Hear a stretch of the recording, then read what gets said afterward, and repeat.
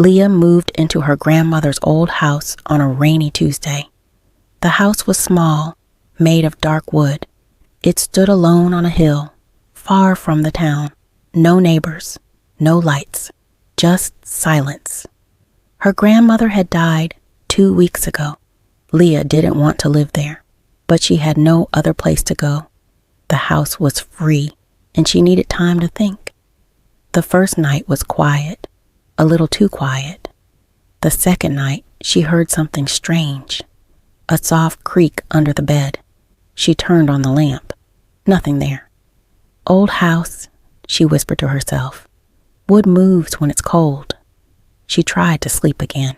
The third night, she woke up at 2:14 a.m. She didn't know why.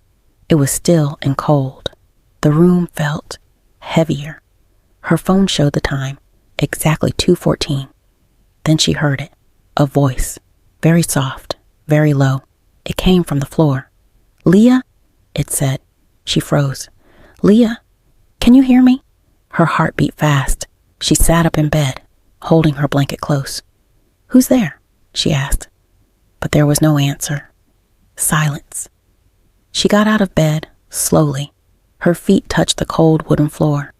She knelt down and placed her ear close to the boards. Nothing. Only silence again. She stood up, confused and scared. Maybe she was dreaming. The next day, she drank more coffee than usual. Her eyes looked tired in the mirror. "That was just my mind," she told herself. "I'm under stress. It's fine." That night, she went to bed early. She woke up again, 2:14 a.m. She didn't want to look, didn't want to hear anything, but the voice came back. "Help me." It was louder this time, still from under the floor. Leah held her breath. "Please," the voice said. "Please listen." She sat up quickly. "This isn't real," she whispered. "This isn't real." Then the floor creaked. She stared at the boards under her bed. Slowly, she got out of bed. She took her phone and turned on the flashlight. The floor looked normal, old, dusty, scratched, nothing special. She got on her knees again and whispered, "Hello? Who's there?" Silence, but only for a second. Then a soft whisper, "You know me." Leah jumped back. Her hands were shaking. She looked around the room. Nothing moved. Nothing changed. She didn't sleep the rest of the night. When morning came, the voice was gone, but she remembered every word. Leah tried to ignore the voice. She told herself it was a dream or stress or just an old house making strange sounds. But the next night, the voice returned, 2:14 a.m. on the dot. "Help me," it whispered. "Trapped. So long." Leah sat up in bed. Her hands were cold. She didn't want to move. The voice sounded tired, sad, but also familiar. She turned on her phone's recorder and held it near the floor. "Say something," she whispered. "Who are you?" Nothing. She stopped the recording and played it back. Silence. Not a single word. She frowned. "But I heard it." The next day, she searched the house. She went room by room, looking for holes, old vents, anything under the floor. Then she remembered the basement. It was small and dusty, just bricks and cobwebs. Nothing strange. But when she stood under her bedroom floor, she heard a creak above. It was the same sound from the night. She looked up.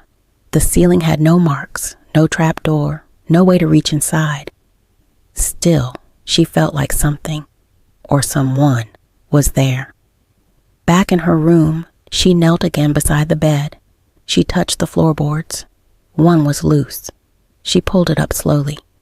Beneath was darkness, a narrow space full of old dirt and cold air.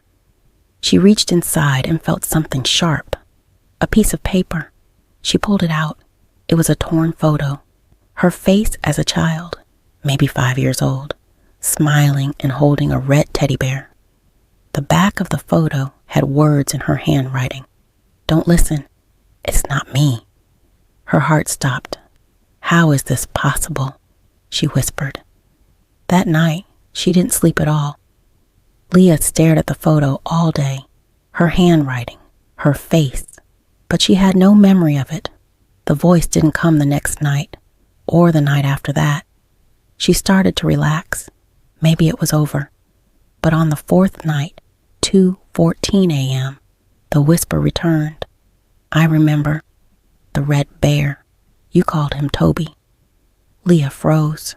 She hadn't heard that name in years. Toby was her childhood toy. She had lost him when she was 5. No one else knew that name. She whispered, "Who are you?" The voice answered slowly, "You left me. You forgot me." "I don't understand," she said. "What do you want?" "To be free." The floor creaked louder. Leah stood up and grabbed a screwdriver. She removed more boards, pulling them one by one. Dust filled the air. She found a narrow tunnel under the floor, just wide enough for a child. Inside the tunnel, she found another piece of paper. She will try to trick you. Now there were 2 messages, both warnings. One said not to listen. One said she would lie. Who was she? And why did the voice know so much? Leah whispered again, "Are you me?" The voice replied, "You know who I am." She shook her head, stepping back. "You're not me. You can't be." But deep inside, she wasn't so sure anymore. Leah didn't leave the house. She didn't trust anyone, not even herself. Each night at 2:14, the voice came back, clearer, louder, stronger. "I waited for you," it said. "You promised." She didn't know what that meant. One night, she dropped her flashlight into the hole in the floor. It rolled down the tunnel, lighting the path. She saw something, a shape. She leaned closer, heart pounding. A single eye looked back at her, big, wide, unblinking. It was her eye, same color, same shape, same scar just above the eyebrow. The voice spoke again. "I am you." The part that stayed, the part they buried. "No," she screamed. "That's not true." The eye blinked. "You left me," it said, "and now I want out." Leah jumped back, closed the floorboards, and ran to the bathroom. She looked in the mirror. Same face, same scar, but something felt different. Was she really alone? Leah didn't sleep. Not that night. Not ever again. The voice never stopped. 2:14 a.m. every night, like a clock. "I am ready," it said. "Switch with me." She put the torn photo and papers in a drawer, locked it, hid the key. But she could still hear the whispers, not just from the floor, but now from the walls. Then one night, something changed. There were 2 voices. The first, "Come down." The second, behind her, same voice, same tone. "Now it's your turn." She turned slowly. No one was there, but the floor behind her opened by itself. The hole was wider now, just big enough. The air was cold. The light flickered. The voice from below said, "She is waiting." "I'm not going in," Leah whispered. But her feet moved on their own.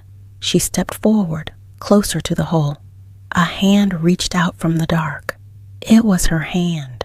Same scar, same ring. The voice said, with a smile in its sound, "She is gone.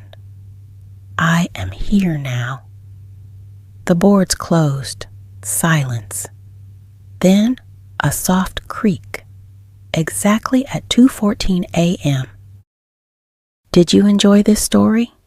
Let us know in the comments so we can continue. Don't forget to like, share, and subscribe to the channel for more. Learn English through story, improve your vocabulary, and immerse yourself in thrilling narratives. See you in the next episode.